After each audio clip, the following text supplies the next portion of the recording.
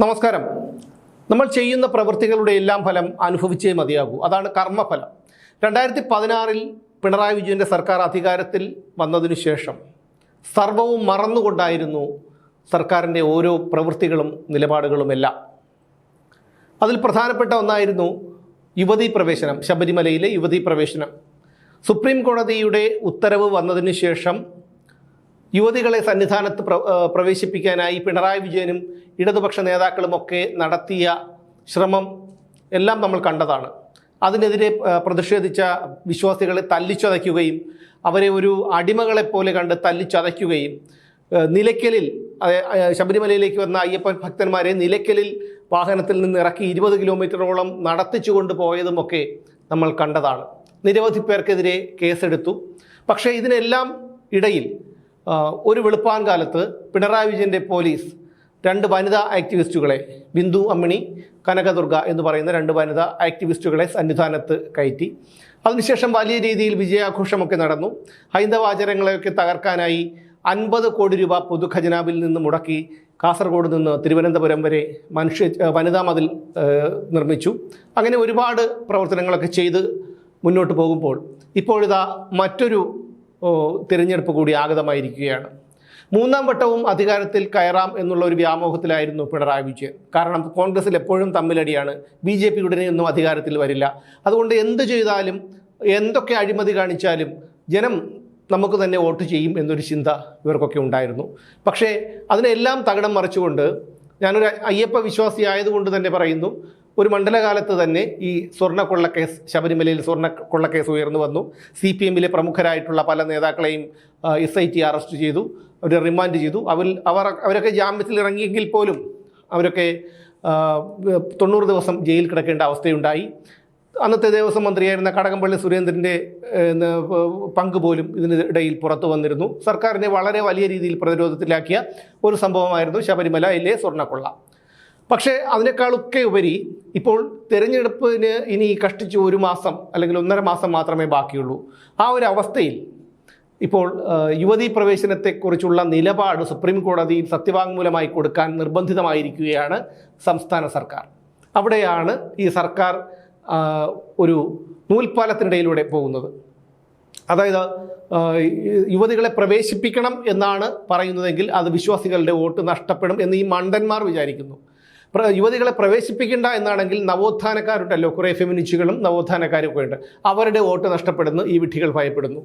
എന്തായാലും ഇവരെന്ന് എന്തൊക്കെ ചെയ്താലും, ഏതൊക്കെ രീതിയിലുള്ള സത്യവാങ്മൂലം കൊടുത്താലും ഇവർക്ക് വിശ്വാസികളുടെ വോട്ട് കിട്ടാൻ പോകുന്നില്ല എന്നുള്ളത് 100% വാസ്തവമായിട്ടുള്ളൊരു കാര്യമാണ്. ഇപ്പോൾ യുവതീ പ്രവേശന വിഷയത്തിൽ കൃത്യമായ നിലപാട് വ്യക്തമാക്കാതെയും വിശ്വാസികളുടെ വികാരം മുറിപ്പെടുത്താതെയുമുള്ള തന്ത്രപരമായ നിലപാടിലേക്കാണ് സംസ്ഥാന സർക്കാർ പോയിക്കൊണ്ടിരിക്കുന്നത്. ആചാരപരമായ കാര്യങ്ങളിൽ തീരുമാനമെടുക്കേണ്ടത് പാണ്ഡിത്യമുള്ളവരും സാമൂഹിക പരിഷ്കർത്താക്കളും ചേർന്നാണെന്നും ഇതിനായി സമിതി രൂപീകരിക്കണമെന്നും സുപ്രീം കോടതിയെ അറിയിക്കാനാണ് ഈ നാണം കെട്ട സർക്കാരിൻ്റെ നീക്കം. ഈ നിലപാട് അറിയിച്ച് ഇന്ന് സുപ്രീം കോടതിയിൽ നമ്മുടെ സർക്കാർ സത്യവാങ്മൂലം നൽകും. 2018 VS അച്യുതാനന്ദൻ സർക്കാരിൻ്റെ കാലത്ത് നൽകിയ സത്യവാങ്മൂലത്തിലും ഇതേ നിർദ്ദേശമുണ്ടായിരുന്നു. എന്നാൽ ശബരിമലയിൽ പ്രായഭേദമന്യേ സ്ത്രീകൾക്ക് പ്രവേശനം അനുവദിക്കണമെന്ന അന്നത്തെ സത്യവാങ്മൂലത്തിലെ പ്രധാന നിലപാട് ഈ സർക്കാർ ആവർത്തിക്കില്ല എന്നാണ് ഇപ്പോൾ പുറത്തു വരുന്ന ഒരു സൂചന. കാരണം അങ്ങനെ ഒരു നിലപാട് ആവർത്തിച്ചാൽ ഏതെങ്കിലും ഒരു വിഭാഗത്തിൻ്റെ വോട്ട് പോകും എന്നുറപ്പാണ്. ഒന്നുകിൽ നവോത്ഥാനക്കാരുടെ അല്ലെങ്കിൽ വിശ്വാസികളുടെ. എന്തായാലും വിശ്വാസികളുടെ വോട്ടിന് എന്തൊക്കെ ചെയ്താലും കിട്ടില്ല എന്നുറപ്പാണ്. കാരണം ഇവർ കള്ളന്മാരാണെന്നും ഈ ഒരു തെരഞ്ഞെടുപ്പിനോടനുബന്ധിച്ച് നടത്തുന്ന ഒരു പൊറാട്ട് നാടകമാണ് ഇതെന്നൊക്കെ മനസ്സിലാക്കാനുള്ള ശേഷി കേരളത്തിലെ പൊതുജനങ്ങൾക്കുണ്ട്. ഇനി മറ്റൊരു വിഷയം കൂടി ഇതിലുണ്ട്. ഇതേ സമയം തന്നെയാണ് ശബരിമലയിൽ പരമ്പരാഗതമായ ആചാരാനുഷ്ഠാനങ്ങൾ സംരക്ഷിക്കണമെന്ന യുവതീ പ്രവേശനത്തിനെതിരായ നിലപാടാണ് തിരുവിതാംകൂർ ദേവസ്വം ബോർഡ് സുപ്രീം കോടതിയെ സത്യവാങ്മൂലത്തിലൂടെ അറിയിക്കുന്നത്. സർക്കാർ കൃത്യമായ നിലപാട് പറയാതെ തന്ത്രപരമായ വഴി സ്വീകരിക്കുമ്പോഴും LDF നിയന്ത്രണത്തിലുള്ള ബോർഡിനെ കൊണ്ട് ഇത്തരം ഒരു നിലപാട് എടുപ്പിച്ചത് രാഷ്ട്രീയപരമായി തങ്ങൾക്ക് ഗുണം ചെയ്യുമെന്നാണ് ഇവരുടെ ഒരു നിലപാട്. അപ്പോൾ നോക്കൂ, നമ്മൾ ഈ ഡബിൾ ഫാദർ സിൻഡ്രോം എന്നൊക്കെ പറയില്ലേ, ഏകദേശം അതുപോലെ തന്നെയാണ്. അതായത് സർക്കാർ പറയുന്നത് ഒരു നിലപാട്, അതായത് പാണ്ഡിത്യമുള്ളവരും ആചാരത്തെക്കുറിച്ച് അറിവുള്ളവരും ഒക്കെ ആണ് ഇതിനൊരു തീരുമാനമെടുക്കേണ്ടത് എന്നുള്ളതാണ്. സർക്കാർ തന്നെ നിയന്ത്രിക്കുന്ന അല്ലെങ്കിൽ LDFൻ്റെ ആൾക്കാരിരിക്കുന്ന ദേവസ്വം ബോർഡ് പറയുന്നത് യുവതീ പ്രവേശനം വേണ്ട എന്നുള്ളതാണ്. എന്തായാലും കേരളത്തിലെ അയ്യപ്പ വിശ്വാസികൾ ഒരിക്കലും മറക്കാത്ത ചില കാര്യങ്ങളുണ്ട്. തല്ലിച്ചതച്ചു. ഈ ആചാര ലംഘനത്തിനു വേണ്ടി സർക്കാർ ശ്രമിക്കുന്നു എന്നറിഞ്ഞപ്പോൾ തന്നെ അതിനെതിരെ പ്രതികരിച്ചുകൊണ്ട് നിരവധി അയ്യപ്പ ഭക്തന്മാർ ഈ പമ്പയിലും സന്നിധാനത്തുമൊക്കെ ഉണ്ടായിരുന്നു. എത്രയോ വീട്ടമ്മമാരും അയ്യപ്പ ഭക്തരും വയസ്സായവരുമൊക്കെ ഈ ടി വിയിൽ ഈ ദൃശ്യങ്ങളെല്ലാം ലൈവായി കണ്ടുകൊണ്ട് ശരണം വിളിച്ചുകൊണ്ടിരുന്നു. അവരൊക്കെ ഞാനൊക്കെ ഉൾപ്പെടെയുള്ളവർ, ഞാൻ വലിയൊരു അയ്യപ്പ വിശ്വാസിയാണ്, പക്ഷേ ഞാനൊക്കെ എത്രത്തോളം അന്ന് വേദനിച്ചു എന്നുള്ള കാര്യം, അത് എന്തിൻ്റെ പേരിലായിരുന്നാലും എന്താണ് എന്നുള്ള കാര്യം നിർവചിക്കേണ്ട കാര്യമൊന്നുമില്ല, എങ്കിൽ പോലും അത്രയ്ക്കും കടുത്തൊരു അയ്യപ്പ വിശ്വാസി ആയതുകൊണ്ട് തന്നെ അത്രയ്ക്കൊരു വേദനയുണ്ടായിരുന്നു. അങ്ങനെ ആ വേദന അനുഭവിച്ച എത്രയോ പേരുണ്ട്.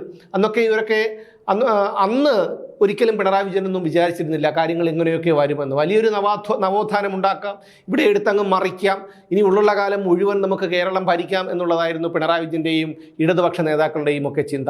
എന്തായാലും ഈ ഒരു മണ്ഡലകാലത്ത് തന്നെയാണ് അയ്യപ്പൻ സ്വർണ്ണക്കൊള്ളയുടെ രൂപത്തിൽ ഈ CPM-നും സർക്കാരിനും പണി കൊടുത്തത്.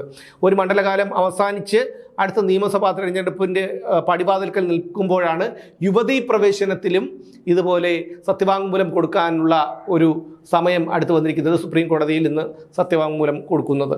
അത് എന്തായാലും ഈ സർക്കാരിനെ സംബന്ധിച്ചിടത്തോളം, CPM-നെ സംബന്ധിച്ചിടത്തോളം വലിയൊരു തിരിച്ചടിയാണ്.